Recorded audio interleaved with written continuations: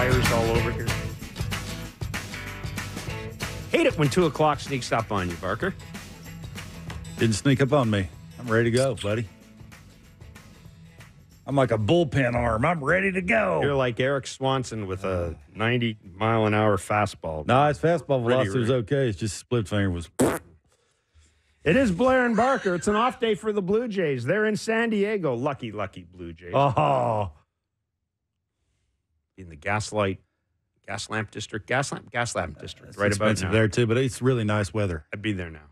I'd be in a patio. You would? 11. Yeah, it's okay to be drinking at 11. I know one thing. I bet they were drinking on the flight yesterday. Good chance. Oh, my God. Good chance. The Blue Jays, we mentioned, have today off. They're in San Diego. They open a 3-game series against the Padres tomorrow. Of course, the flight to San Diego would have come on the heels of a loss to the Yankees, 6-4, a game the Jays led 4-2 before the bullpen. That's one guy. One guy. Wasn't the bullpen. Yeah, it's fair. It's one guy. And the Yankees went on to 6-4 win. And, Kevin, April 18th, it's early, but you had a chance to sweep the Yankees. That had a feeling to me as if it's one of those games where at the end of the year, if you miss the playoffs by a game, half a game, you're going to look back at that game and go, I wonder what would have happened if, I don't know. Let's say Nate Pearson was here. Or, there's nothing you can do if Chad Green's hurt, he's hurt. But we've got to talk. That was a very textured game. Gossman, I think, answered a lot of questions. Like, they went 6-3 in the homestand. I feel much, much, much, much better about this team now than I did at the start of the homestand. Feel better about the rotation. You do? Even, you know what?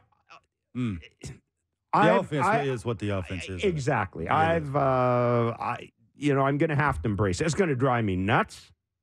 There are going to be days where I'm going to be throwing stuff out of the press box or at the TV. I get all that. I know there are going to be games where they're going to score 4 runs and go 1 for 19 with runners in scoring position, but still win 4-2. I'm prepared to embrace the offensive suck that we may see this year from the Toronto Blue Jays. But yeah, all that aside, Kevin, that it was a bit of a gut punch yesterday, wasn't it? Yeah, I think so. I just think it's if you're John Snyder, you're trying to figure out because who you don't have available in your pen, how do you get it through because of who's starting in Kevin Gausman? You have no idea what he was going to give you. No. I know that I'd talked to people that were close around that, and I actually talked to Kevin, and he was saying it was coming out hot. He was thinking he was having a good day. But if you're John, you watch the first inning, those 27 pitches, Yep. You're thinking to yourself, because if you don't have Jimmy Garcia, you don't have Romano, you don't have Chad Green, you don't want to pitch Bowden Francis because the only reason he's here is to follow Rodriguez. Let's just stop there so we can tell because we're gonna talk about the bullpen. Thing to keep in mind: 1, Jimmy Garcia was not available yesterday. 2, he pitched 2 days in a row. Yeah. 2, Jordan Romano. The Jays said, John Schneider said, that out of the gate they are not going to use Jordan Romano in back-to-back days. He's coming off an injury. You can whine about it all you want. I trust the data that they have. I have no problem with the fact that Jordan Romano didn't get up yesterday. Chad Green was not available, just as Genesis Cabrera wasn't available earlier in the homestand. Remember, we're wondering why Meza, who doesn't have his stuff when he has Genesis Cabrera. Then you find out after the game that Genesis Cabrera says, Skip, I'm sore today. Okay. Same thing with Chad Green yesterday. He's sore. I mean, you tell your guys you want them to be honest with you, and Chad Green was honest with them. So John Schneider doesn't have Garcia, doesn't have Romano, doesn't have Chad Green. We have to throw that out there. And as my friend Mr. Barker says, Bowden Francis is here because he's going to be backing up Yariel Rodriguez on Friday. So now continue. Yeah. Okay. Look, going into the game, you have no idea what you're going to get from Kevin Gausman. So you're thinking to yourself, who do I have down there that may have to give me 2 innings? That would be the first thing you're thinking of. And then after the 27 first pitch inning, you're really thinking about that. And then rolling in through, half of the 5th inning where he's throwing 26 pitches, you're thinking to yourself, I'm going to have to really think about which one of these guys, whether it's Richards, Cabrera. You don't want to use Bowden Francis because he's not a high leverage guy. You know, you have the lead. You're not going to give the ball to him because you have other options. Tim Meza, probably Tim Meza's not going to give you a couple of innings. Genesis Cabrera had a couple of days off. He's probably the one guy, right? But you want to give him the ball in the right pocket. Yeah. That's in the 7th inning. You face 7, 8, 9. Yep. That's a lefty, switch hitter, lefty. So you're giving him the ball in the right pocket. If you have to pitch him 2 innings, you'd rather do it with the lead, right? And then they go and score 2 runs, and now instead of 2-1, it's 4-1 in the 8th inning. You're cooking with gravy, right? You're not afraid to run him back out there because he's had a couple of days off, and what you don't have is the guys that you just mentioned in Romano and Garcia and Green. You don't have your highest leverage guys, so you're just trying to bridge it to the 9th inning, and you're thinking, because I've gotten Swanson up in the 8th inning, because I may need to pitch him against Stanton, and if I get him up because he hasn't pitched and he's been injured, I don't want to sit him down and not throw him, so I'm going to throw him regardless, and I'm going to throw him in a 9th inning. I'd rather have him in a high leverage situation with the lead because he's been there and done it before. And, oh, by the way, the 3 guys that he was facing, 4, 5, and 6, I went back and looked it up last year. They were over 0 for 5 combined against Swanson. So one of those guys, Judge, was not having a good series. He was not seeing the ball, and he's hurt. He wasn't facing Judge. He was facing 4, 5, 6. 4, 5, and 6. Yeah, that was Torres, Stanton, and Verdugo. My bad. He had 2 righties and a lefty, right? So you got it sort of maneuvered into where you want each guy facing the right pocket at the right time with the lead. Those are your highest leverage guys because you had a little separation, right? Genesis Cabrera sometimes get a little wild, but his stuff's better. Like the velocity's better, the location's better, the breaking stuff's better. Like he can, other than throwing the 2-strike pitch down the middle to Soto, he was really good, right? And I wonder if it would have stayed 4-1, do you bring in Bowden Francis? That's the thing. That's the only thing, right? But once it went 4-2 after he gave up the solo homer, you're bringing in Swanson because he's one of your guys. If the GM's going to put him on the roster with who you don't have, you're going to pitch him. And for me, John mapped it out exactly the way he wanted to map it out, right? With the guys he didn't want to use for multiple innings. Richards, he ain't going to throw him 2 innings because he threw 26 pitches the night before. So you think you put him in a big spot, 4, 5, 6. He has 3 up, 3 down with 14 pitches. You have the lead. It's sort of passing the baton with the lead with your highest leverage guys. It's just putting the right guy in the right pocket. He did it. Just so happens the 9th inning guy didn't have a split finger. And when you don't have it, dude hits the ball to the moon. And that's normally how you lose a baseball game. And here's where I have a question.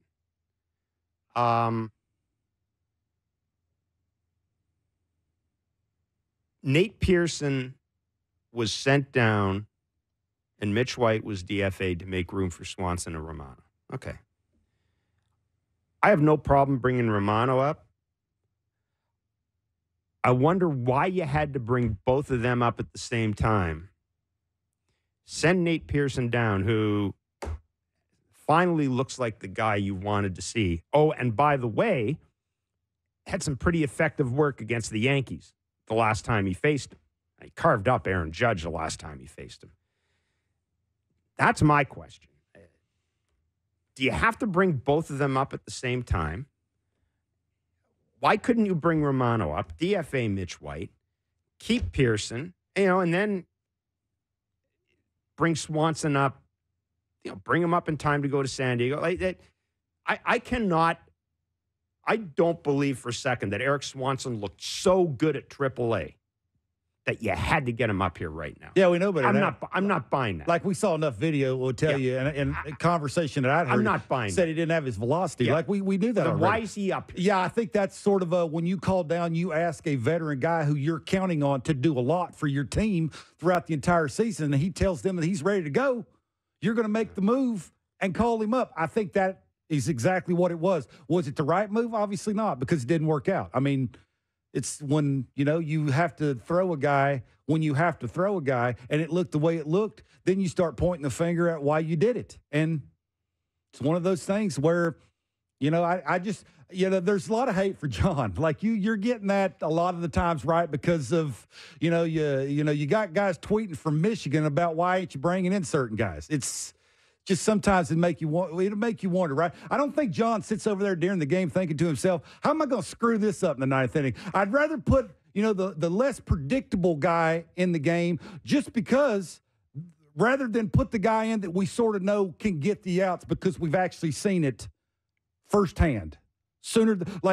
Not too far removed from watching Chad Green get through meat of the order with some good stuff because he stopped throwing the breaking ball. The slider's better, and the velocity now, he can hit quadrants because he's a little bit more freer and easier with the mechanics. Like, we've actually seen that. I think people got to remember that. It's not, again, I think if Gausman had went an extra inning, absolutely. But after the 27 first pitch inning and then halfway through the 26 pitch fifth inning, John's thinking, now I got to make up that extra inning without using Bowden Francis because I don't have Chad Green. How do I do it? And you're sort of thinking from the ninth inning back, right?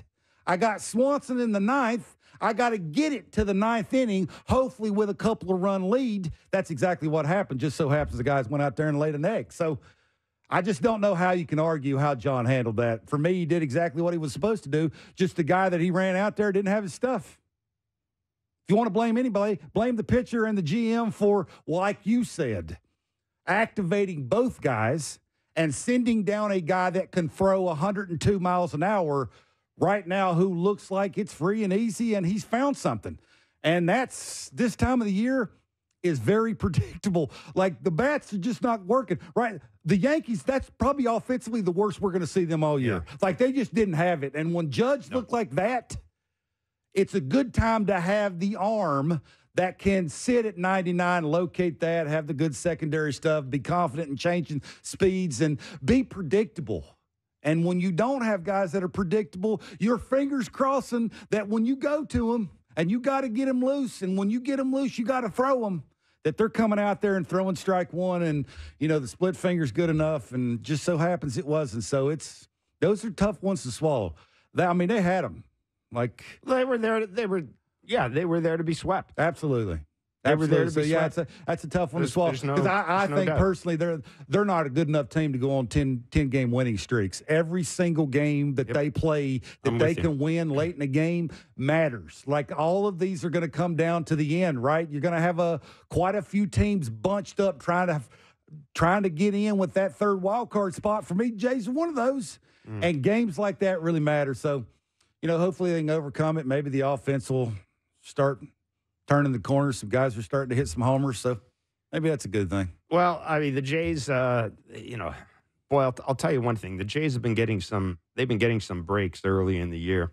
They are not going to face Yu Darvish in this series. Yu Darvish has gone on the IL. There was, again, I almost hate going online in the morning now and looking at the baseball sites because it's just so-and-so's injured. Rafael Devers is going for an MRI. Ozzie Albies broke his toe. Yeah. Chris Bryant's on the IL with a back issue.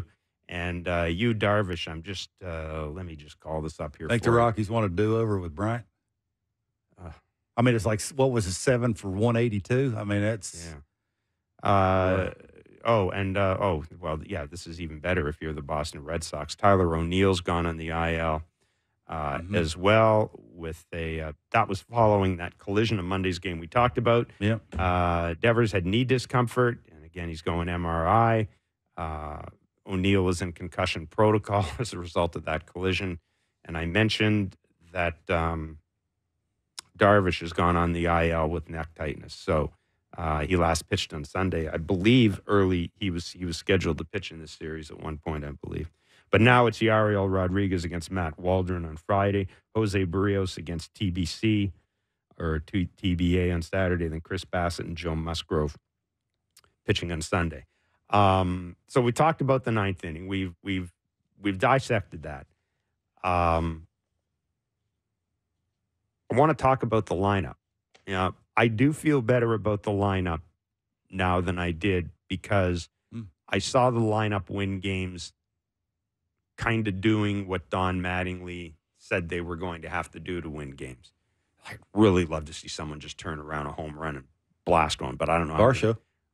Well, did a couple of those. The two guys that I want to talk about in particular out of this homestand, one, Dalton Varsho, who's had quite a homestand, and Vladdy. Vladdy's hitting 4 of his last 5 games.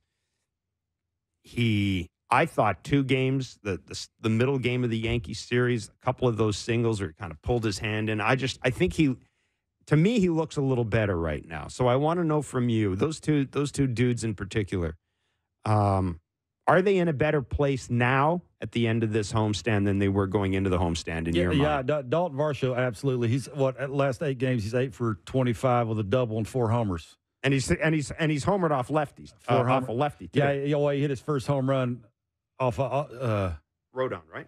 No, Gomber. That was his first home run since September of 2022.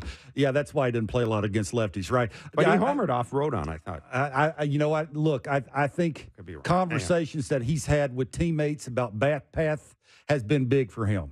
It's not so much hearing it from the coaches anymore. It's people like Bo Bichette and George Springer that say, sometimes you can overthink the bat path thing. Mm-hmm.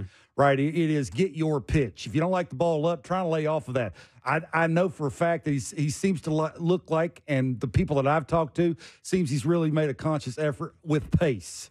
It's not so robotic. Okay, explain that. Well, it's not robotic. It's not where I think about where he's a stride separate guy. Starting and stopping is very hard to do. I mean, it's like pitching. It's like you say Kikuchi, right? When he was starting and stopping his momentum towards his target, it's hard to do that. Like, he's just not quick enough and strong enough with his core to be able to do that and repeat that over and over again and have success consistently at the big league level. Just impossible to do that. It just looks like it's not so robotic. It is, where my foot goes, everything's going to follow. If I'm fluid with that and not so robotic with it, the bat path will follow. He's a chop wood guy. It's not so much that, like, he's got a natural uppercut in his swing because he's a lefty, and he is a little guy.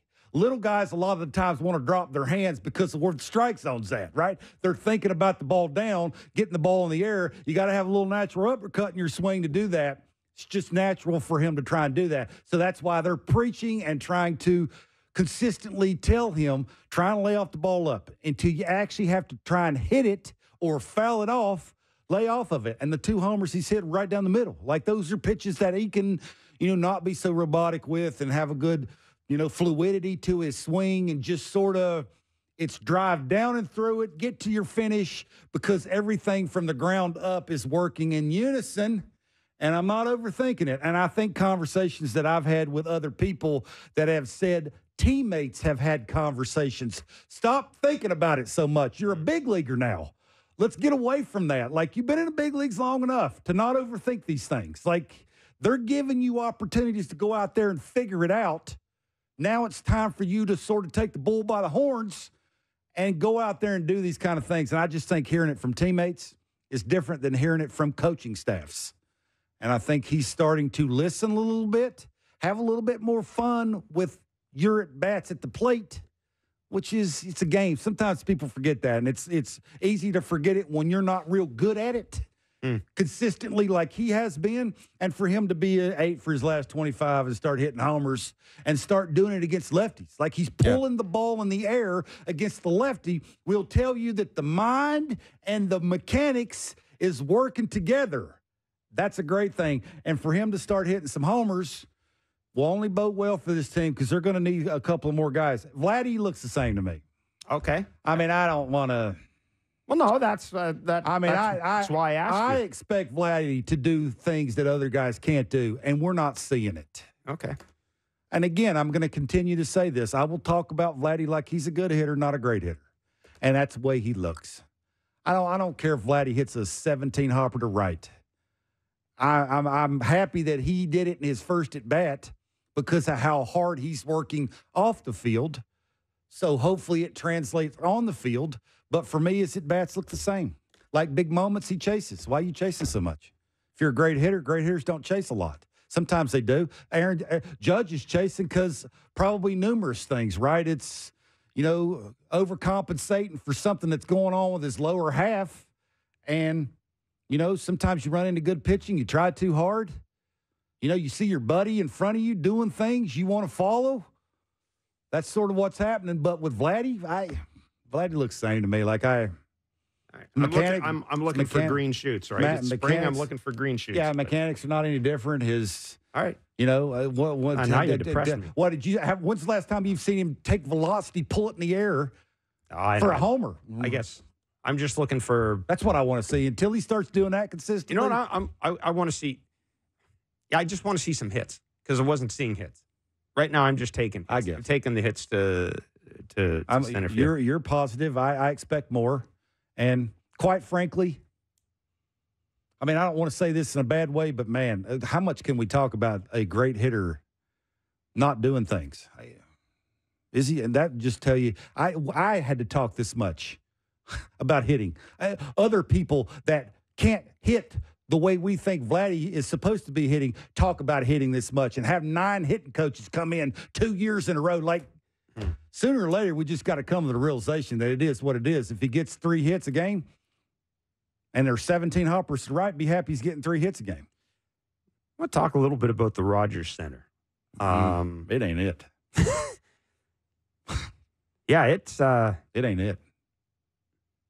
It's sucking a lot of home runs out of the game. You think they can make the playoffs being a 500 team? Because that's basically what they're going to have to try and do offensively because it's hard to hit homers there. Unless you're pulling balls like to direct, say, right field or left field. Yeah. Right center doesn't seem like it's traveling. Center field doesn't seem like it's traveling. Like Soto laid into a couple. Like the one that got hit off of Gosman to center. Yeah. Well, he thought that was the line drive off Bassett, too. I mean, I thought that thing was. Like I went back and looked at my scorebook. I had 6 balls hit into the outfield, 6 fly balls that I thought, and then one that did get out, I didn't think it was going to get out. But, it's, again, maybe it plays different when the weather's warmer and the roof's open. I don't know if it really did last year, but I will say this. I'm beginning to see why this team is focused so much on run prevention and why Don Mattingly's kind of talked down the whole idea of this team being a home run hitting team. I just think it may change when the weather's warmer. I know I've talked to Buck about this, and Buck's talked about it on the air, though. It's just, and yet you said you talked to Bo yesterday, and Bo said the ball's really flying. That's what he said. Maybe he's talking about batting practice. Maybe he's talking about the dudes, the guys that hit home runs are hitting them in batting practice. I don't know the answer. I just know what I've seen in the game. Ball doesn't look like it's carried. No. And it'll make you wonder, can an offense have 2 different approaches? One on the road and one at home. And are they good enough to do that? From what we've seen consistently, I don't think you can go on the road and think, okay, now it's traveling line to line. I can think about getting the ball in the air. When I go home, I'm thinking about hitting more of the top part of the baseball and the middle part of the baseball. Are they good enough to do that? Pitching's way too good now, and there's not too many fastball counts for you to think, ambush, party out front enough to think that you can have 2 mental approaches that are different that far apart. I just don't think you can do that. So that's a whole different animal, right?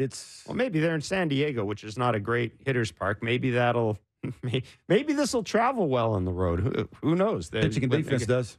Their pitching's really good. Their defense is really good.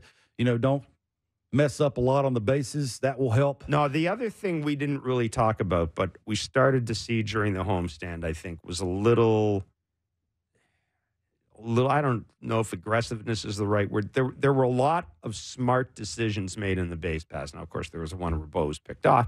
But, I mean, there were a lot of smart decisions made in the base pass. To me, one of the plays that's really going to stand out is that Ernie Clement slide. There's just, as I said, I feel a lot better about the lineup now than I did at the start of the homestand because I can see how it can win games. I don't think that style works in the playoffs. I I really don't. At some point, you got to hit home runs, but I can see now where that offense might be able to have some results. I'm going to think that. But I know you're not on the same page. Well, John and Pete Walker are always going to have to make the right move when it goes to the pitching staff, and you're going to have days where guys are not available, and guys are going to hang split fingers. And this is sort of what you're going to see, right? Is because the offense consistently is just not having the big innings.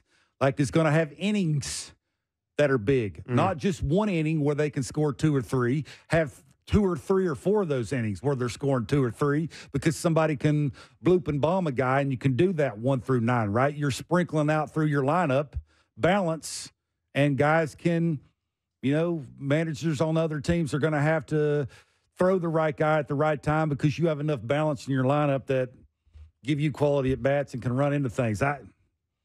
I think the offense just told us exactly what the offense is. I think we already knew what it was. Ain't changed for me. I think the pitching staff's really good. I think Kevin Gosman's an older, experienced guy. And they won games with that offense. They won games because they can pitch. Right, but that's why they're winning. The offense was good enough that they could win games with it. They took 2 of 3. Their pitching is really good. But they took 2 or 3 from the Yankees. They did just enough. Because their pitching is really good. Right, but anyhow. Okay, you're depressing me. I'm going to move on. No, you are. Well, screw it. Look, okay, let me ask you a question. Can they make the playoffs with Dalton Varsho leading their team in homers? Jeff Passan is ESPN's MLB insider. Speed it up. Go to commercial. Shut up. Jeff Passan is ESPN's MLB insider. The answer is no. Jeff Passan is ESPN's MLB insider. He'll join us next. It's Blair and Barker for an optimistic Thursday, at least on this side of the table. An optimistic Thursday on Sportsnet. It's the traffic, Jeff. It's the traffic. Let's not talk about the traffic. On Sportsnet 590, The Fan and Sportsnet. All right, welcome back to Blair and Barker. J.J. Cooper is editor-in-chief of Baseball America. He'll be along at 3 o'clock. And we got to stick around to 3:35. We've got a clip we're playing. It has gone into my post-game interview Hall of Fame. And we're going to play that clip for you. And it's worth hanging around for. It gave me my morning laugh just before I forgot my cell phone, which meant I had to sit in the GO train with no tunes, listening to people's BS conversations in the quiet zone. It is amazing how you're quiet zone of the GO train. Everybody, when you're in the quiet zone, shut up. It is amazing how your misery makes me happy. I know. It's amazing. Bring in Jeff Passan. No misery here. Let's bring in Jeff Passan, MLB insider at ESPN. No misery here at all. How you doing, Passan? Stop it! Why you ruined it. Now everybody's going to go online. Yeah. Boo. Dummy. See? Wow. It's okay. It is a great interview. It's tremendous.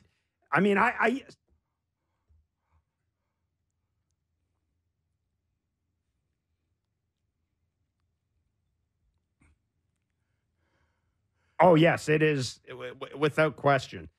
Like, I know I think generally in our industry, we've kind of lowered the bar a little bit on what constitutes a good. Gone are the days where Keith Hernandez would be smoking while you were talking to him and offer you a beer while you were interviewing him and then just stop, dropping F-bombs all over the place. Those days are gone.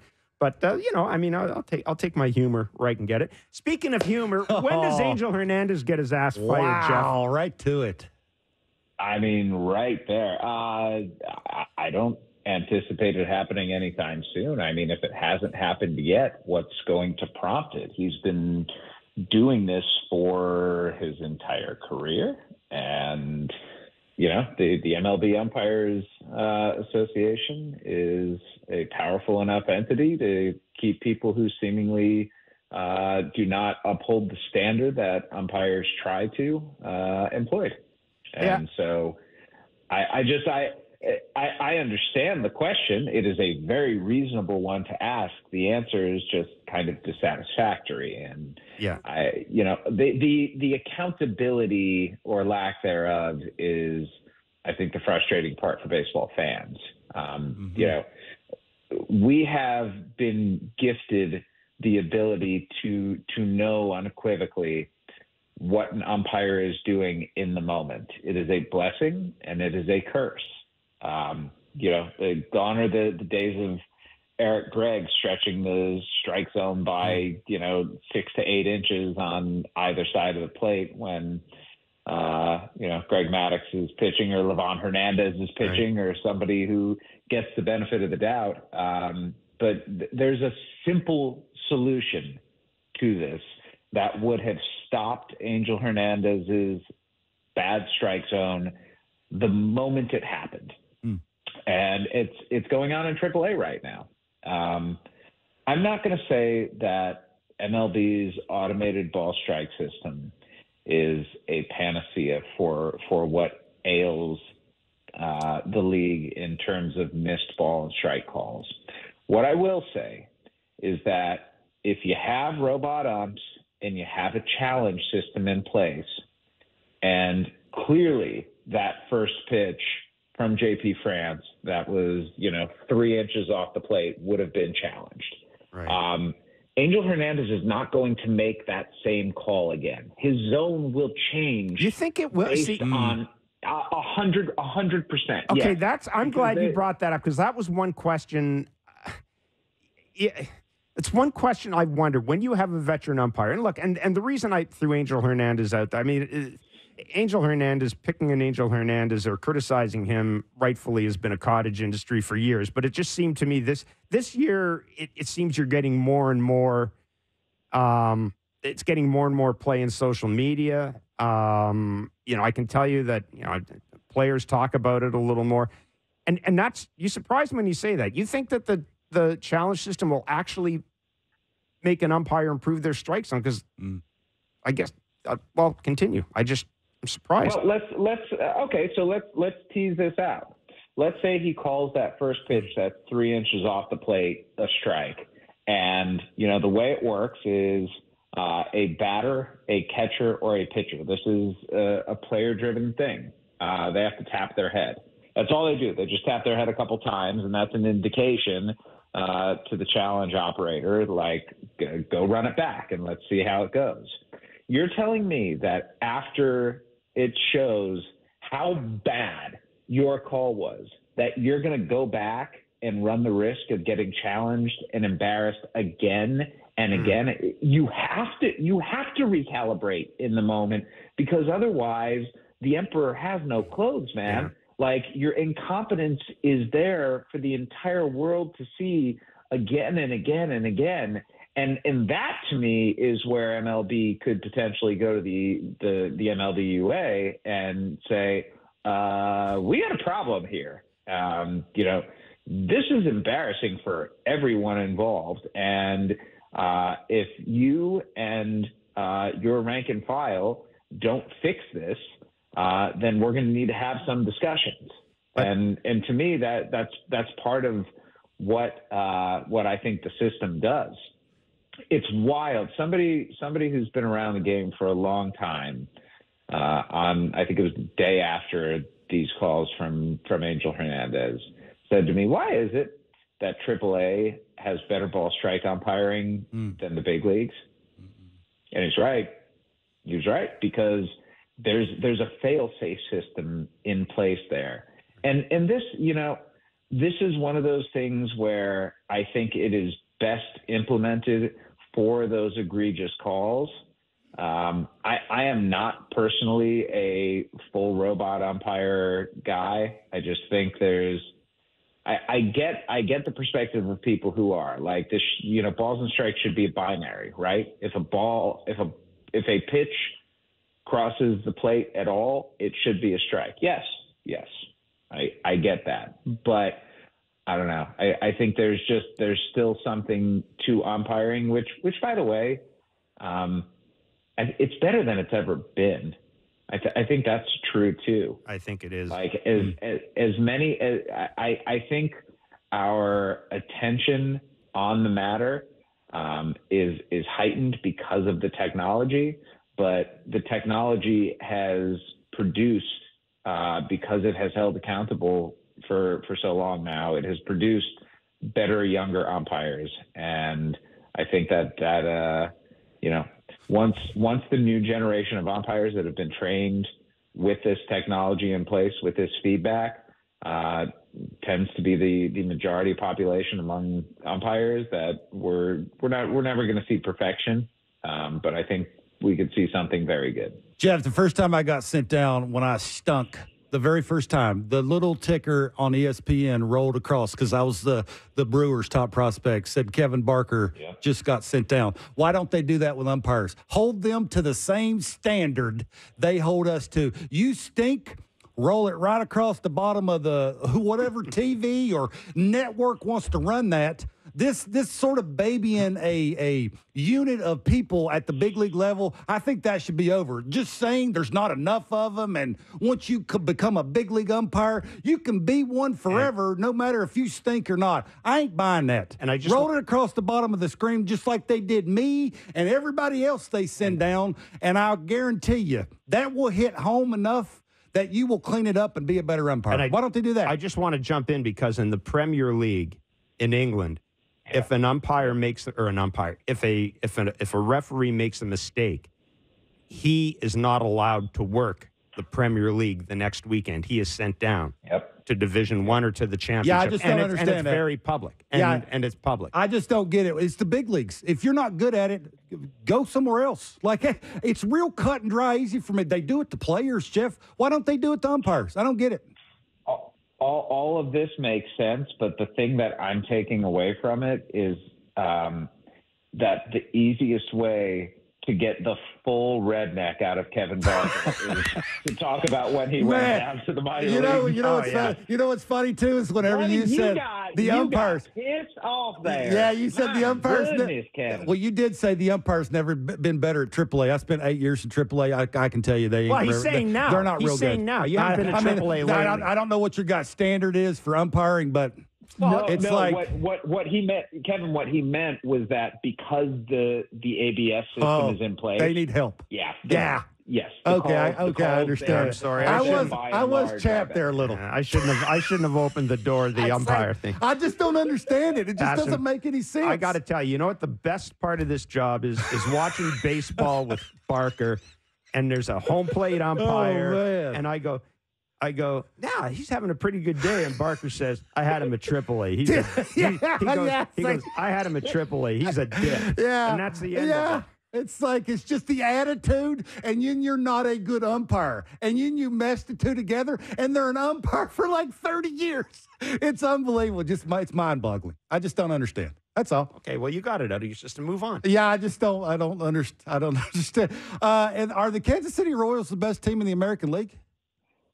No. Come on, play with us there. Yeah. Listen. I like home games in October. So if the Royals, if the Royals can somehow win the American League Central, that's great. Have you seen who they've played? No, I do know. I believe they played the Marlins out the gate. Am I right? Or they did not. They did not play the Marlins. They started with the Twins, lost 2 of 3. Okay. They played the Orioles, lost 2 of 3. Then they swept the White Sox in a 4-game series. They swept the Astros in a 3-game series, lost 2 of 3 to the Mets, and beat the White Sox 2 of 3. So 7 of their 12, I believe, wins at this point have come against a team that honestly might lose 110 to 120 games. So the Royals gauntlet is coming up, and it starts this weekend with the series against Baltimore. They're facing Toronto. The Jays for I think 4. They've got the Tigers. They've got the Jays for another 3. They've got Texas and Milwaukee after that. Get back to me when I come on May 10th. Or May 9th. It's going to be one of those two, and let's have this discussion then. Okay. If they have gone through those, I think it's 19 games. If they've gone through those 19 games playing 500 baseball, I will be ready to talk about them as a real contender. Okay, I root for them. I hope it happens. Is the Astros what's wrong with the Astros, and how do they turn this around? Getting healthy would be a good start. If you look at their pitching, especially right now, when everything is clicking, They've got Justin Verlander. They've got Framber Valdez. They've got Lance McCullers. They've got Christian Javier. And then, you figure out the fifth starter after that, whether it's Luis Garcia or Ronel Blanco or Hunter Brown. Right now, Framber Valdez is on the injured list. Verlander finally coming back to start. Javier's been fantastic. Blanco's been fantastic, but their pitching otherwise has been a mess. And even though the back end of their bullpen, is supposed to be greatest thing since sliced bread, Brian Abreu hasn't been good. Ryan Presley hasn't been good.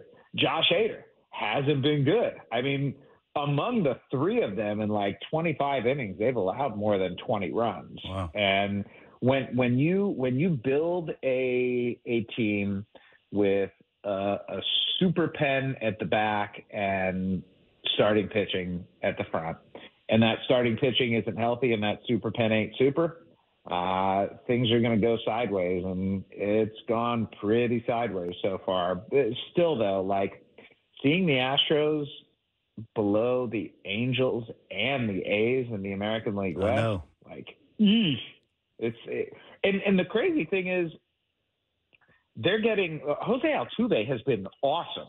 Yeah. Like, aside from Mookie Betts and Tyler O'Neill, Jose Altuve has probably been the best hitter in baseball this year. And Kyle Tucker and Jordan Alvarez each have 5 home runs and are doing their normal thing. So it's not like they're getting a lack of production from the guys who they expect to produce. The pitching has just been a disaster. I'm gonna attempt to touch the third rail here, Jeff. But we know that there are a ton of pitching injuries in baseball. Obviously, we also know that one of the women who accused Trevor Bauer of sexual assault has reportedly been indicted on felony charges of theft by extortion and fraudulent schemes. Now, I believe Trevor Bauer is pitching in Mexico. At any point this season, do you see anybody picking up the phone? What would it? I mean, and calling Trevor Bauer? Well, I'll say a couple of things here. Number one, I think we need to refer back to Major League Baseball's arbitrator decision on Bauer. He was given a 324-game suspension that later got reduced, I believe, to 192 games, which is still the longest suspension levied under the league and union's joint domestic violence policy. Because of this latest happening legally, Bauer has essentially used that to say, the women who have accused him of these various things, whether it's sexual assault or otherwise, he's using that to say they're lying. I think if you were to talk to Major League Baseball's arbitrator about this, and no one ever is going to say something, and we're not going to see the report, but a 324-game suspension, even if it's reduced to 192, is not something that is idly levied on a player. And I think that's what Major League Baseball teams are seeing, that, Bauer has gone on a campaign to essentially say, hey, I deserve a shot in the big leagues, but the marketplace, which loves nothing, and I mean nothing more than a pitcher who is willing to sign for the major league minimum, it has been silenced. Mm-hmm. So can something change that? Yeah, of course. Some team might say it's worth it. But we are at the 2-year almost mark since Bauer's accusation. Is it almost 3 years now? God, I lose track of time. I think it is, actually. It's been a long time. Yes. Yeah, it's been a long time, and no major league team has shown enough interest to make this a reality at this point. So I don't know if that's going to change. It could, but what's going to cause it to change? It seems like it would be a lot of things would have to line up right for Trevor Bauer for that to happen. Yeah, Is he still any good? I think that'd be the first question you'd have to ask. I don't know how many people will get to watch it. You look at the stuff. The stuff has looked good in some of the spring training outings he had. He got knocked around in his first start in Mexico, but pitching's hard. Pitching is especially hard in Mexico, where the altitude tends to carry the ball a very long way. He was very good in Japan last year, but that still wasn't enough, right? At some point, the answer is the answer, and he is holding out hope, and I understand why, but I just don't know at this point that hope is going to lead anywhere that we see him back on the mound in the big leagues. Yeah. And I just think it's always important to remember that arbitrator's decision. Yeah. I wish for the sake of everyone who has very strong opinions that we would be able to see this, but the provisions in the agreement do not allow public release of this, so we're just left to guess. And Bauer has done a very good job of making the case why he should be out there, but I think when you make that case, it's not always a complete one.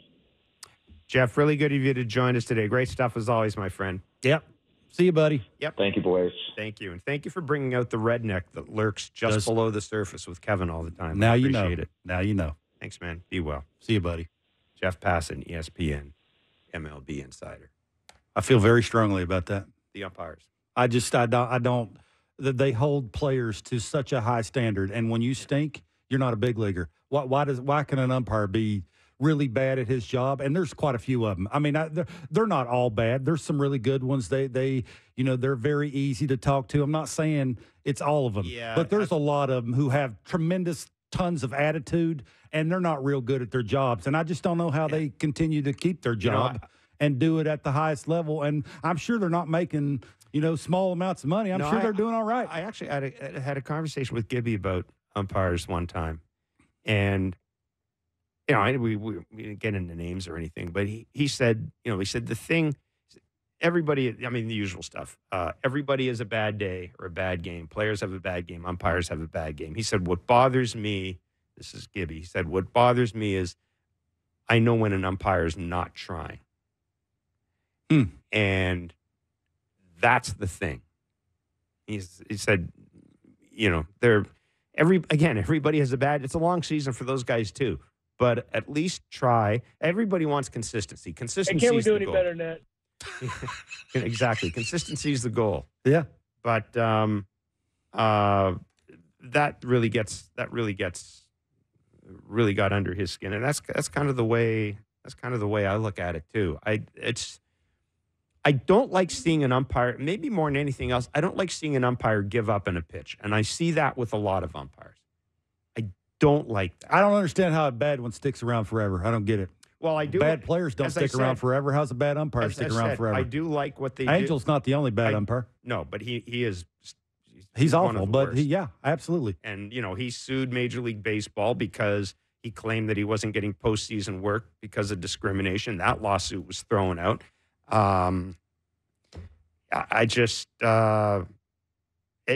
This year, it's really become an issue. We talked about with our producer, Mark Boffo, about that at bat with Wyatt Langford. That's it's the big leagues. It's not supposed to look that way. Well, ever. You can get a pitch wrong. 3 pitches in a row, I got an issue with that. Yeah, I take 3 games of swings like that. I'm in the minor leagues. That's the difference. I don't get it. J.J. Cooper is editor-in-chief of Baseball America. We're going to take advantage of an off day to talk a little baseball prospects, take a look at the Blue Jay system, take a look at Jackson Holiday as well. All that ahead. It's Blair and Barker. This is Sportsnet 590 The Fan. And if you're watching us on TV, it's Sportsnet. Man, the complete and utter lack of respect from the people behind the scenes here. They have lots for me. I think it's all one-sided. If I was you, I'd work that out. Shut up, Jeff. They just pick on you because they love you. You think that's what it is? Passan spoiled our big thing, our big finish. He did. You should have never said that. before he came on. You knew he would. That's the kind of person he is. You knew he would. Mm-hmm. Yeah. Anyhow, well, we'll still do it. We'll still Because it's funny. adhere to this. I used to do that all the time. Just nobody ever wanted to listen. All the time, every day, I'd have that conversation with myself. How many interviews? But nobody ever wanted to. How many? Listen. Honestly, when you the first year you were with the Brewers, A when you ton. were the guy, how Absolutely. many times did the reporters talk to you? Quite a few. And then after that, when I was in the big leagues, yeah, How did they treat I you? still, you seem to say that you talked to me when I was a Blue Jay. I did. You I am and not Wilner, saying you that. and Wilner. I have no idea. I couldn't have picked you two out of a lineup. Well, come on now. You could. That's Seriously. completely So, unfair to me. Both Give me a of you break. are full of it. Not one time did you ever talk to me. Like, not a chance. But when I was in the big leagues, yeah, you had to do something good. Obviously, they ain't going to walk up to you and, talk to you if you're the 26th guy on a 25-man roster. Yeah, we're talking about. They're We're not gonna do we're gonna that. play a clip later on of I think kind of a funny interview Pete Fairbanks did yesterday, with the Rays closer. There's a lot of that. There's a lot of that whining going around in April. A lot of whining, like lot. How were you treated by the media in your short time in Milwaukee? Yeah, you would Milwaukee, have had like, I know the beat guys in there. You would have had Tom Haudricourt, and I'm trying to think of who the other beat guy would have been. I knew the Milwaukee columnists. They're a pretty good group. Like, Haudricourt was around longer than me. Yeah. Haudricourt was around forever. Did they treat you well? Yeah, for the most part, I think. I mean, best I remember, it wasn't. Yeah, I was pretty young. Like, I was trying to not be noticed and go out and be the best I could be, and didn't always work out. But that's why I said every time we have a 20-year-old on, and the way they talk about themselves and how they talk about their organization, I could have never done that when I was that age. Like, it was just, every time we do, you were always remarked. Yeah, absolutely. About that. Yeah, it's just like how grown the up they first guy I sounded. remember we had Soroka on when he was really young Yeah. for about half an hour, Mike Man. Soroka. And How Barker, good it was. Barker kept looking over at me and just shaking his head. Yeah, just like the grown-up approach that they have Cal towards the Quantrill's media. another guy. It's something else. Just Yeah. the way they speak. And, I mean, it's pretty cool. It was never that way when I was a player. I mean, it's short answers. But you went In to and out, buddy. did you go to the rookie initiation? Absolutely. Or initiation, No, pardon me, the rookie media training Absolutely. session. Jason Stark spoke. He there. was there. Yeah, absolutely. I sure did. Yeah, how do you no comment was a no. You never say that. That's the only thing I really Well, that's remember like about that. red flag in front of a bull. No comment. Yeah, means, never say that. I got this guy. Yeah. Yeah. It was all right. And you can always fall back. on, Euchre was hard on me. I do remember that on the radio. you told me that. Yeah, he was. Your mom, it was so bad. Ma Barker called him up. No, my mother wrote him a letter. She wrote him a letter. No, she didn't call him up. Your Yeah, your you mom talk to my wrote boy. Bob Talk about Uecker my boy. a letter. Did Absolutely. he respond? Not a chance. Did he say anything to you about the letter? He probably didn't even know he got a letter. By that time, I'm sure I'd been sent down and been forgotten. The greatest manager in the history of the sport, and Davey Lopes was ask him. He's the greatest manager walking. Yeah. But it's the way it is. Every reporter seems to think they are the smartest people on planet Earth and have never missed a fastball down the middle ever in their entire life. So, sometimes you got to speak to them that way. And that's what I try to do, right? Yeah, I'm sure that's the way I spoke to you whenever you talked to me for 45 minutes when I was a Blue Jay. I didn't say 45. Yeah. So you didn't say basically 45 minutes. I took you to dinner, Barker, and we had this long conversation. And I used to make it a point. I used to make it a point when I was a beat writer. When I was a beat writer, I used to make it a point at the September call-ups, I'd go over and just say hi and introduce myself. I did. I just did. Yeah, that's because you were ticking all the everyday guys off so much that they didn't want to speak to you. No, it was the thing. It was you were running out of people to talk to. No, it was. And you had to make sure that you spent more. I don't believe you. You spent more time in the clubhouse then as a reporter than you do now, because there just weren't that many places to hide. I mean, think back when you showed up the Blue Jays. You've seen the Blue Jays clubhouse now. What was it like when you? It's awful. There was no, but I mean, there was no place you could hide for the most part, It was was there? not. No, absolutely not. Now, No, you can go any now room. they got elevators in the clubhouse that take them Waterfalls. Waterfalls. Waterfalls. You got waterfalls in the clubhouse. Yeah. Do they really? I haven't. Yeah, well, I mean, I was saying they ain't got any homers in them waterfalls. That's what I always said to them.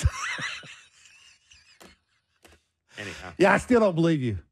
I mean, this will be a thing until I'm gone and we no longer speak. I am. I do not believe you and Wilner. And when Wilner tells me that every time I talk to him, remember that time? No, I have no idea. I couldn't have picked you out of a lineup, Wilner. I will go to my grave thinking that about the both of you.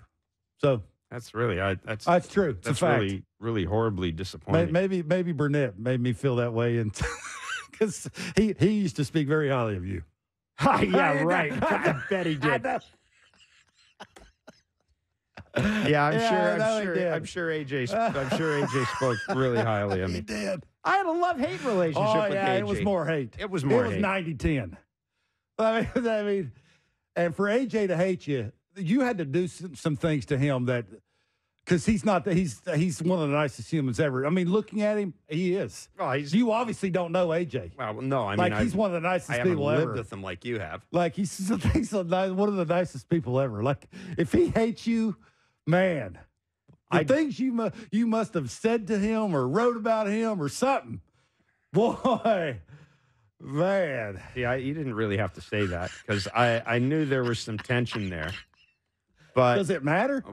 It doesn't matter. No, I mean, I like being liked on the list of Well, he's five. been on our show a couple of times, so he know. must not hate you too much. on the list of things as a reporter you want to be, liked is about sixth.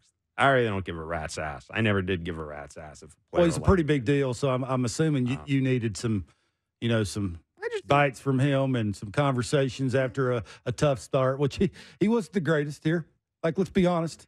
Like it was a running joke. Why, he always used to throw harder away from the Rogers Center, and I used to always tell him that. Dude, it's like you go and you pitch on the road. It's 99 to 100. You come here, it's like 94. What the heck's going on, dude? Like, clean that up, be better. I used to be a running joke. You'd rather be About that. Respected is the only thing you wanted to be. Respected for being fair. He had really a tremendous care about being walkout song here, and for the life of me, I can't remember the name. Marilyn Manson. It was tremendous. Marilyn It was Manson. tremendous. And I said, Beautiful people, if you're going to play that, you better throw You a better pitch bazillion. like And it that. was 94. And I'm like, it just don't add up, buddy. Like, and he used to get so mad at me when I'd say that. That is to him. true. If you're going to have a walk-up song like that, You better be deal. good and a hard thrower. And Yeah. you know how he used to, he would, in Florida, I think he chucked the ball through the window and broke the window on purpose. Yeah, the little I said, if you're, car when the that was car was riding by and he threw it in the window. Yeah. I said, you should just do that at first warm-up throw at the Rogers Center because you're throwing like 94. I could hit you. And it was like he'd get mad at me and throw things at me. And AJ was. he's a character. He's a good man. Though. He's always nice to me. He was. I got a lot of time for him. Yeah, I don't know if I was. I don't even know if I was ever really that hard on him, to be honest. Maybe it was just a group. Could be. He was lumped in the. He was. I've always told the story for reasons I've never been able to figure out. Mike Rutsey, who used to write for the Toronto Sun, and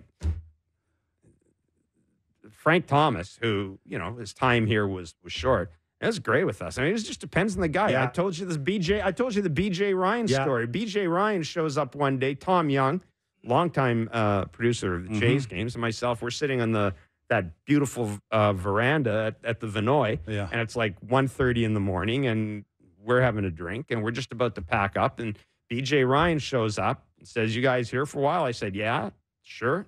Comes and sits with us till like 3:30 in the morning. Just just remember drinking Jack Daniels and smoking cigars. I'm sure you know this. Baseball players are very, very sensitive, and we hate it. We hate reading the truth and hearing the truth. So I'm sure, as good a writer as you are, and we know you are, that you were writing the truth. A little practice, and I'm sure. So whoever matters in there don't like reading it or hearing it, and sort of word gets around that he will write the truth. So and that's just the way baseball players are. I mean, look at the Blue Jays now. That's sort of the way it is, right? I always used to get pissed off in Montreal because I was the English language writer. There were two other French papers and a French language wire service.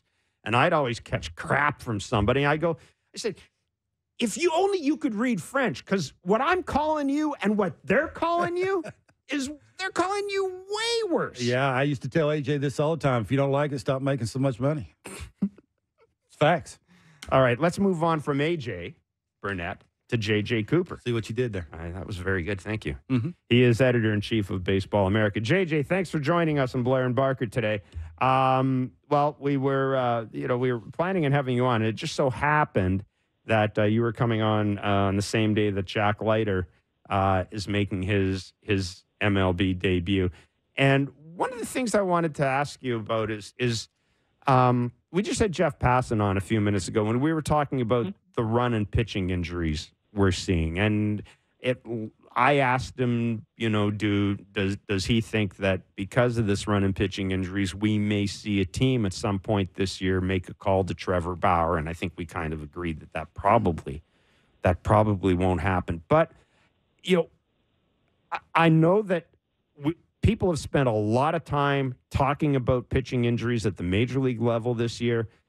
And I know that if you look at the raw numbers, at least I'm led to believe it's not that much of an outlier. It just seems like it is this year.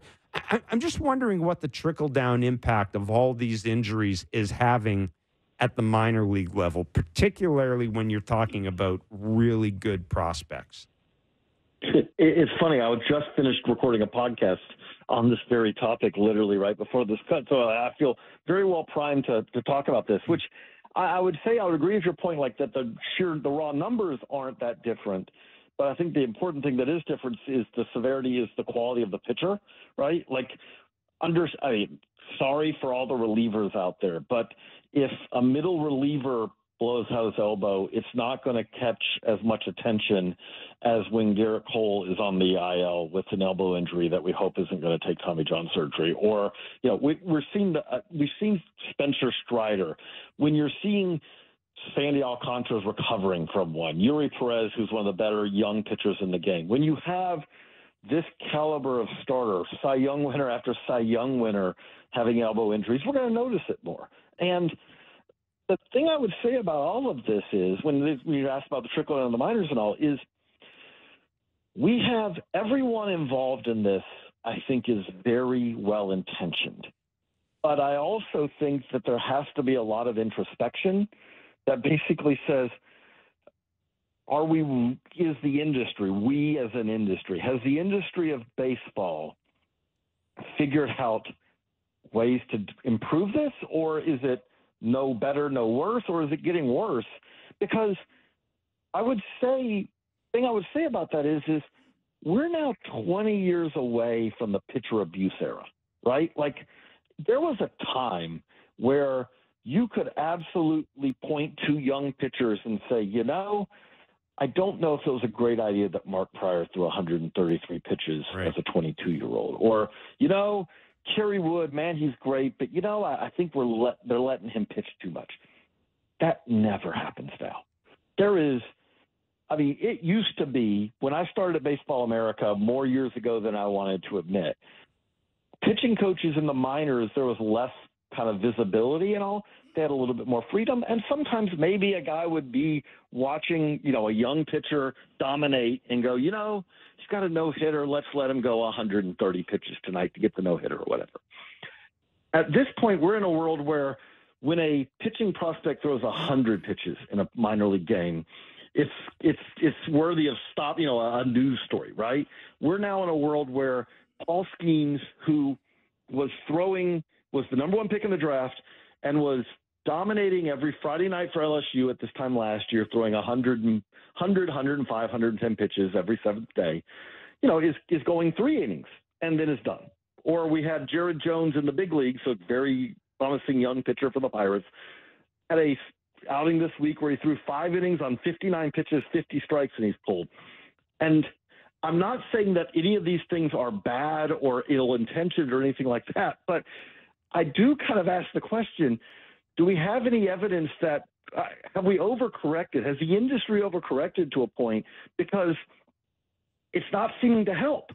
we're not – maybe it is that all that's done is counterbalance all of the velocity that's improved and increased in the game and all that, or is it that for all of the good intentions, we've kind of overcorrected the other way where all these attempts to limit how much pitchers throw isn't doing a whole lot to help keep them healthy? Yeah, JJ, Major League Baseball wants to get eyeballs to the TV sets, and the way they do that is hit by guys hitting homers and guys throwing a bazillion miles an hour. Listen to you talk. Why would Major League Baseball want to change this? All those pitchers that we're talking about throw a bazillion and can spin it, and nobody can hit it. If I want to change that and force organizations to try and do that, now all of a sudden they're pitching a little bit more when we've seen this part of it, and this gets a few more eyeballs to the set, which is what baseball wants to do. I just don't know why they'd ever want to change it. Well, the way I put it is that if I'm running a major league team, which no one would ever be stupid enough to do that, but if I was, my goal, I don't get hired. The MLB's job, Major League Baseball's job in consultation with the MLBPA, their job is to set the rules to make the most entertaining product possible. But my job, if I'm a GM, if I'm a president of baseball ops, if I'm a manager, if I'm a farm director, pitching coach, whatever, my job is to win games, right? And what I'm talking about here is not like, look, there is no way to take the velocity back out of the game. Because you know why? Because as much as I know a lot of people, wistfully wish that we could return to an era of, Charlie Lee Brandt, dotting, the corners at 86 or 88. And that's not a way in the modern game to succeed as much as if you have someone else. We've discovered in the last 20 years that you can help a pitcher add velocity, and 98 down the middle is more effective than 88 usually on the corners. It's just the reality of it. But what I would say with that is that the part that also is less aesthetically pleasing is when the great ace pitcher leaves the game after 4 or 5 because it's like, okay, we're going to turn it over to the pen. And that's the question I'm asking right now is I don't know if that's necessarily helping these guys stay healthier. And I don't also know if that's helping teams win games, because when I look at the best pitchers of this generation, the ones who've been the aces year in, year out, they're generally guys who pitch. I know that there's a Blake Snell who goes forward, goes 5 and then gets pulled, but it's Max Scherzer, it's Justin Verlander, it's Garrett Cole, who are closer to the archetype of aces that we've talked about from past years. Sandy Alcantara, who I know is hurt now, but I think that those teams have gotten more value out of those players. It's helped them win games, because when you have the guy like that who can consistently give you 7 dominating innings, well, it makes the whole rest of your team. You're not going to ever get your 5th starter to be that guy. But if your ace can do that, well, then that means that you've taken innings away from your 5th best reliever and put them to your best pitcher on the team. I don't know that if we're limiting these guys to 150 innings, which is often the case now, is that helping them stay healthier? And I don't think that we have a whole lot of evidence that it is. Yeah, it's. I mean, that to me is kind of the issue. And the other issue too is, baseball pitchers come from everywhere, right? They come from the college ranks. They're high schoolers. They come from the Dominican Republic. In some instances there are controls on them. In some instances there aren't. I'm wondering. It seems to me that one of the issues we have is a lot of times the first thing organizations need to do when they draft and sign a young pitcher is it's almost like, if you bring a guy up who's been in a travel team and has been hitting high velo and pitching in big games and all this stuff, if you're a minor league team or if you're an organization, it's got to be awfully hard to try to put the reins on a guy right away. Like a 19-year-old kid who's in his first camp or whatever, and he's got his first pro contract. How do teams go about managing that? Because it seems to me it'd be awfully hard to sort of say, okay, the stuff that got you here.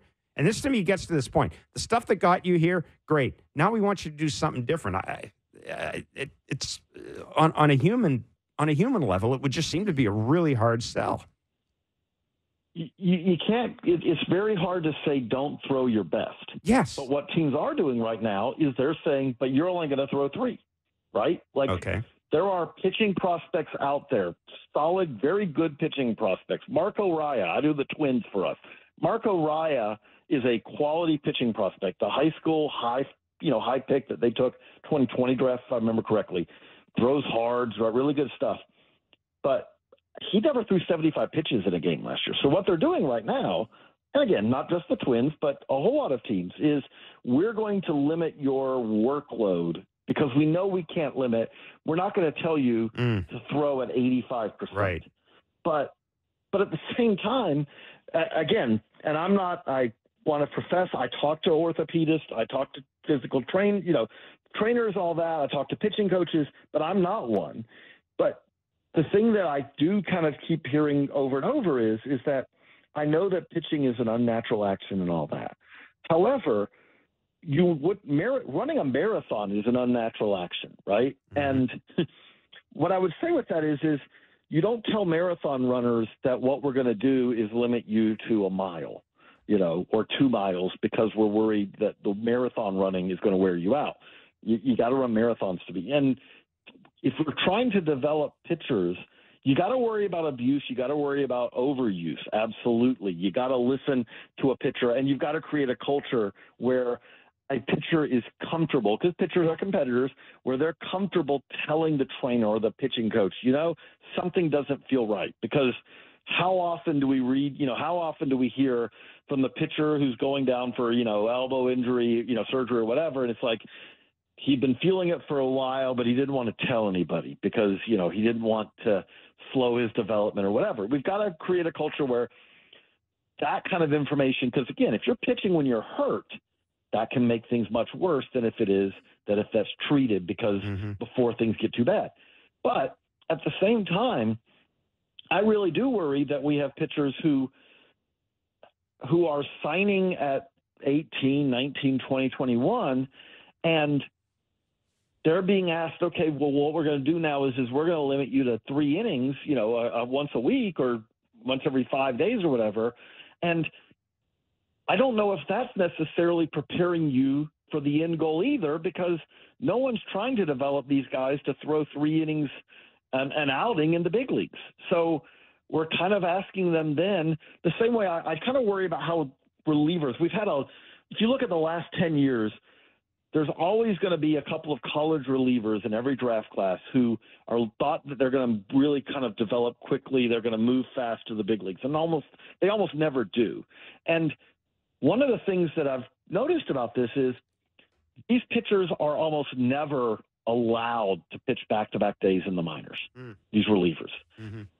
Well, when you get to the majors, they're going to ask you to pitch back-to-back days. So wouldn't it be better to learn how to do that in Class A? And I know I get it, like, well, but there's a risk of injury to that. Yes, there is, but it's better to learn how to do that then. I talked to Corey Nebel, who's, was a successful pitcher for a long time, multiple teams, who was one of these guys who actually had success. And the Tigers, to their credit, did it differently with him. And he said that was really important to him because, you don't have that workload in college. Well, what it meant for him is the key thing for him was not about figuring out how to pitch when tired or anything like that. The key thing was figuring out, how do I get my lifts in? How do I stay strong in season when I don't know if I'm going to pitch tonight? Yeah. But at least you got to learn that in the minors, not in the majors. Because if you're trying to learn that in the majors, then you're in trouble. Yeah, I think the Blue Jays are going through that with Ricky Tiedemann, right? They really don't know how to just sort of basically gloves off, letting him go out there and pitch every 5 days. But I do want to ask you about Aurelvis Martinez in the Blue Jays organization. Every time I ask a scout about Aurelvis, or I ask multiple scouts, I get different answers. Some scouts say, yeah, I like the stuff. He's got power. We can teach him how to lay off a breaking ball. I ask other scouts, they're like, yeah, you could probably take him or leave him. He's just a guy. Anything that you've heard one way or the other about Aurelvis Martinez? The thing that encourages me, because you just nailed it, that's the concern, that's the big question, right? But the thing that encourages me with Aurelvis Martinez is we have seen improvement with it, right? Now, it's still the question. It remains the question. It probably will be even after he's in the big leagues, right? Because some of this is going to be development, like development to get to the big leagues is one thing, but I think it's also, you can never underestimate how important is development once you are in the big leagues, right? Because you don't stop improving the great thing about baseball, especially at the major league level, is it is the perfect mirror to your strengths and your weaknesses. And whatever your weaknesses are, they're going to find them. And then you're going to have to show that you can kind of solve some of your issues, because if not, they're going to tear you apart. But the thing that encourages me is if we were talking 2 years ago about Elvis Martinez, this was the overarching theme, and there was very little sign that he was making any improvement on it. It was something where you're like, okay, guys who have this kind of profile, this kind of aggressiveness, this inability to lay off of, pitches out of the zone, they don't succeed. And I'm not going to tell you that last year he turned into Juan Soto or anything like that, because he didn't, right? But he made significant improvements in those areas. Now, what we have to see now is okay, that only got him to, okay, don't write him off, right? That didn't get him to, oh, this is a big league star. That improvement got him to, you know what? Don't write him off. Let's see if he can continue to. So now what we need to see this year, this is why it's right that he's still in the minors. Okay, can he take that next step, right? Can he get to – the goal for this year is not that he's going to become the most patient hitter in the world with the best plate zone, strike zone discipline you're ever going to see. But if he can get that to fringe average this year in the minors, well, the rest of his tools then will make him a potential impact player in the big leagues because, yeah, like his power, immense. He actually has a chance. He's not going to end up being a first baseman or, a defensive nothing or anything like that. So if you put that all together, he still has a chance to be really good, which 2 years ago, I would say that last year was kind of that inflection point where if he didn't show any improvement in that last year, you probably could say, you know what, this is probably just never going to work out. But he is making improvements in the areas he needs to make improvements of. Now we just need to see him continue to do it and get better at it. Yep. JJ, really good of you to join us, man. Terrific insight. Thank you. Thank you so much. Thank you, guys. JJ Cooper's editor-in-chief of Baseball America. It's great stuff on the pitching and that's we had Dr. Andrews on last week and we were talking about that as well. And that is it's as JJ said, it is an unnatural act. And the thing is, I was talking to a friend of mine whose son plays baseball. He's not a pitcher, but he plays baseball. And he said, think about this. Think about the levels that a guy who becomes an elite pitcher, think about what he goes through. We talk about he's 12 years old, when he's 16 years old. He travel, especially in the States, travel team. He's going to go to high school and maybe goes to college. Maybe he gets drafted out of college. Then he goes to the minors. And it's all based on getting the attention of somebody. How do you do that? To progress, you do it by throwing hard. And then you get to a certain point where now it's starting to make money. And it's okay. We got to kind of look at this a little differently now. And I just think I don't know if it's ever, I think maybe the thing Dr. Andrews said that really, I just don't know what's going to change. I don't know how you do it. I don't know how you take that 16-year-old kid who, is a 16-year-old kid and wants to throw hard and wants to get that recognition. If you're a scout, how do you judge if a 16-year-old kid comes along and he's a pitcher and he doesn't have great velo, but he can paint, and he's got decent secondary, all that stuff. Is he going to get the same love that the kid who comes out throwing 94 is, 95 at 16? Not a chance. Yes, it's all about money. Throwers are cheaper. I mean, that's bottom line. If you're a pitcher and you know how to add and subtract, you're going to go deeper in the game. You're going to want more money. They're going to have to pay you more. I can have 4 or 5 throwers on my team who are going to go out there and give me 3 innings that throw 98 miles an hour, and I know 98's hard to hit, and there's never a fastball count anymore, and you like to spin it, and people are teaching you how to, elevate your spin rates and get more swing and miss and do it in bunches instead of doing it over 6 or 7 innings. And if I'm an organization and I'm an owner and I don't have to pay a guy as much money to do that, and I can be successful and win baseball games by doing it, why the heck would I ever change it? Yeah. There's no money in it. And if I'm a pitcher and I'm a young person and I see guys making tons of money and doing it in small sample sizes by just throwing hard and spinning it a lot, why wouldn't I do that? Again, I've said this. If I could make 3 or 4 years of money that I could make in 10 or 8 or 9 or 10 years of having to pitch, why wouldn't I do the 3 or 4 year thing? It's just common sense. It makes total sense. And I just don't know how they'd ever talk a player into doing it and going backwards when now they know how to make money and lots of it in a hurry. It just doesn't make any sense to a player. So I just don't see that ever happening. And again, how would you ever get eyeballs to a TV set by watching a pitcher anymore? Like, you just don't, right? It's everybody ever asks, boy, look how hard he throws. He's throwing, 100 miles an hour. How do we talk about Nate Pearson all the time? Yeah. Why is he throwing 94 now? Why isn't he throwing 99 to 102? And now that we're seeing it, we want to see more of it. We don't want to see the 94 anymore because he's not a real good pitcher when he throws 94. So, yeah, I don't ever see that changing. Again, I think they're going to take their chances. If I get hurt, I get hurt. Now I'm getting hurt making gobs of money. I could sit on my couch and, count my hundreds instead of trying to pitch my way through it and not making as much money. It just doesn't make any sense for anybody.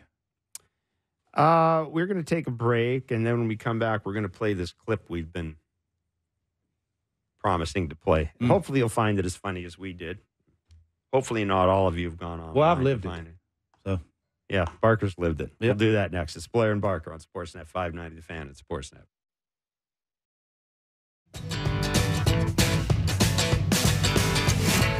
Make sure I don't knock this over. It is Blair and Barker. It is the stretch drive. It's a gameless Thursday. There's no Jays game tonight.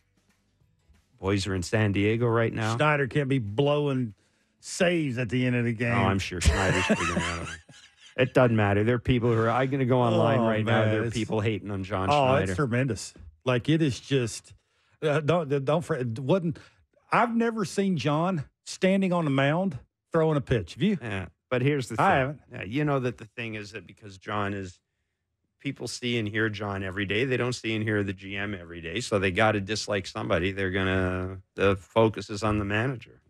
You can do what you want. You buy your own ticket and pay your own bills. You can hate who you want to hate, but. Well, it's not a matter. Hey, I think we need to, and I'm not going to turn this into, as much as I really like John, as much as I think I think John's a better manager than a lot of people give him credit for. Because sometimes he's done some things that make you scratch your head. But but I think I understand. I like to think we have an understanding of everything that's going into some of these decisions that maybe other people don't. Is the way I would put it. It is. Again, I'm always, and it's not just him. It's every coach and every manager. I just keep reminding people. Before you jump to conclusions, just assume, 1, that they don't want to look stupid, 2, that they're not trying to lose a game, and 3, that they got better freaking information and more recent information than you do. Like, we had a guy call up in Blue Jays talk and say, why did they send Nate Pearson down when they had Chad Green hurt? Well, because Chad Green was healthy when they sent Nate Pearson down. Anyhow. So fans are invested, Jeff. You got to give them that. Like, they want to see their team win, and they're hanging on every pitch, which is what the Blue Jays want. Well, I'm hanging on every pitch, basically. So anyhow, the Jays were not the only team to have their bullpen blow a game yesterday. The Tampa Bay Rays. By the way, the Rays. I think are the Rays, Jays, and Red Sox all 10-9 right now. Like, there's no team in the division under 500. I don't think. Anyhow. Pete Fairbanks did not have a great game. Rays are 11-9. Rays were 11-9 yesterday. Blue Jays and Red Sox are 10-9. Okay. This was Pete Fairbanks after the game. His post-game interview. I want you to watch it. If you're on TV, I want you to listen to it and stick with it to the end. If you could play the interview, please. Gotcha. What's it? Just a matter of command, location, selection, anything specific?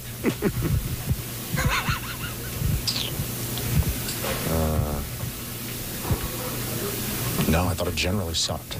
I didn't think it was a specific suck. I thought it was like an all-encompassing type of suck. So, we're going to try and rectify that. But for right now, I'm going to be pretty pissed about it. Pete, where do you kind of go from here? Is it looking at tape? Is it going through mechanics? Where do you kind of go from here? You tell me. I've tried that. If you got an answer, I'd love to hear.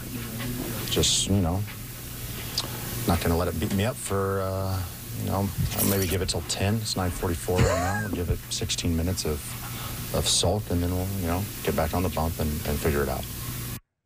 That is how you entertain the media, show that you care. Basically,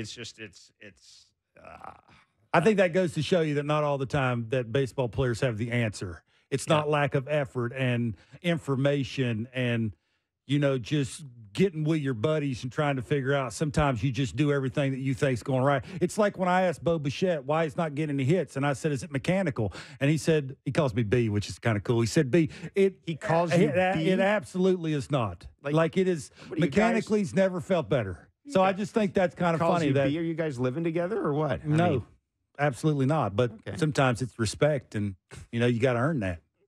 Does he call you Jeff? JB? I used to get called JB. Did you? Yeah. To your face? Yeah. JB doesn't bother me. Huh. I just think that's funny because I've had that conversation many times to myself, but it was yelling into a locker and nobody was around. And it's usually right before I went to the shower. And there is an art form to saying those things, acting that way, and not bringing your teammates down. It's an art. Bingo. Because there's a lot of times where, you hear the same guy do it quite a few times, and it's like they're doing it just to let everybody hear them doing it.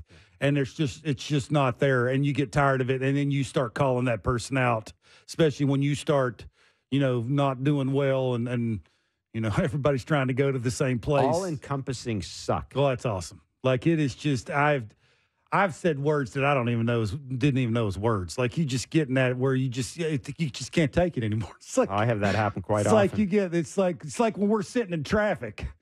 It's like you just talk to yourself and you make up words that. So good for him. Like, I hope he, you try and figure it out. Yeah. I like guys who are. If you got the answer, let me know. Here's my number. Give me a little bit of originality. Oh, it's like, give me a little bit of originality. I'm sure he's not saying that to make your job easier. No, he's saying that because he's tried everything, and it's. The underground city, if they can't fix it, who can fix it? Yeah, no, listen, there are guys that I don't know now, but there are guys that used to think, you came in the clubhouse and wrote out your answers ahead of time, didn't you? Because, you're trying to be witty. There's BS eyewash witty, and there's kind of spur of the moment witty. Well, you knew right away when you walked up to him and his hair looked that way. It was like, it's like because he knew the answer that they were, the question they were going to ask. Yeah. And you knew you had to ask it. And just walking up there to him, you're like, and then the little pause, and looking at the best thing is looking at the clock. It was 16 minutes. Now I got 16 minutes to sulk. Anyhow. Thought it was like an all-encompassing type of suck. I love baseball. That's why I love baseball. And Jeff, I can't tell you how many times I've heard grown men act that way on planes, bathrooms, showers.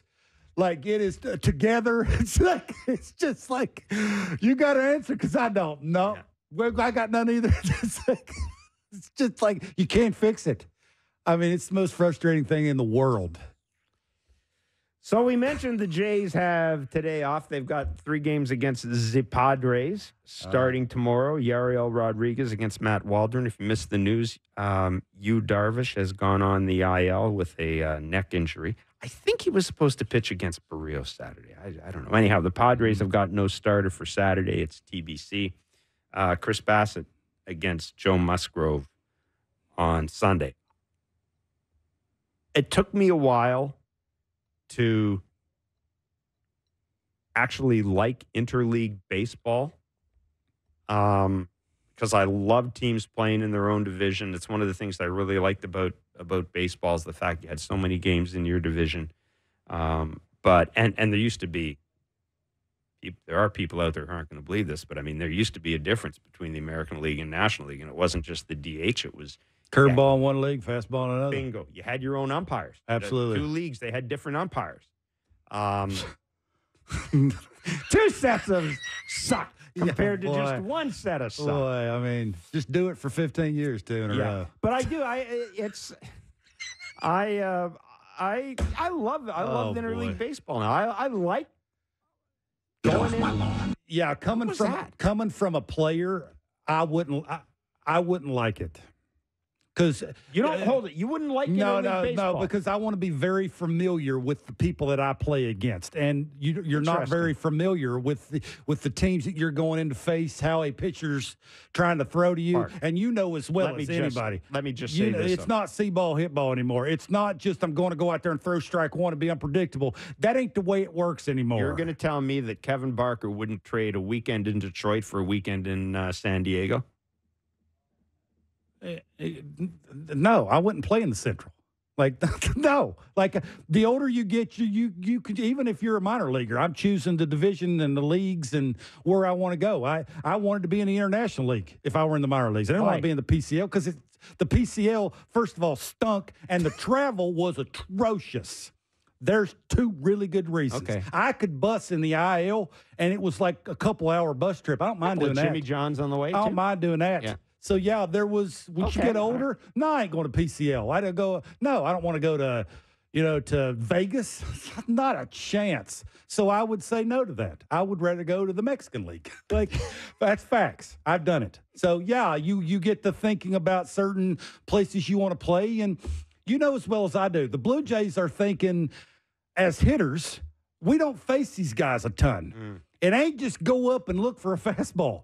They don't do that. Yeah. So it would be a challenge for a lineup that's not always the greatest to just go up and compete and battle and grind, and it's not the easiest thing to do, and not have quick outs and, not be overly aggressive. Like, there's a lot of things go into facing guys that you have never faced or don't face a ton. You got to simplify that sometimes, and sometimes they're not capable of doing that. What are you looking for from Yariel Rodriguez tomorrow? What would you be? After what we saw in his first start, I think the quality of his location, I think that's sort of the graduation part of it, is the stuff they all know is really, really good. All the secondary stuff, the start and the stop, and the arm angles, I think will be consistent. He'll still do some mixing in some lower arm slots, maybe trying to trick a guy that's right-handed with a secondary thing occasionally, but not all the time. Don't abuse that. It's a consistent arm slot so he can repeat delivery and have the same release point and actually have that thing go where he wants it to go, because his stuff's off the charts. But they want him to go deeper into a game, right? That's the ultimate goal there, and do it with less pitches. So that's what I expect. I think because he's at his age that he's at, I think he's 28. So he's been around long enough to understand that you can make adjustments between starts to make yourself better at certain things, which will in turn get you deeper into a game, which will make your team better and give them a better chance to win a game. So that's what I expect. Again, today is an off day for the Blue Jays. They're in San Diego. Friday, it's Yariel Rodriguez against Matt Waldron. Saturday, Jose Barrios against to be confirmed. And Sunday, Chris Bassett against Joe Musgrove. And from that point on, it's series against the Kansas City Royals. Then they're at home. Do they get the Dodgers the next homestand, don't they? Yeah. They get Shohei Ohtani. Let me just check my flight checker. I'm just kidding. Really? Yeah, I shouldn't do that. Well, I mean, he is tweeting things about Chad Green. No, stop. I mean, did I need to go there? Like, No, I don't think you did. I did?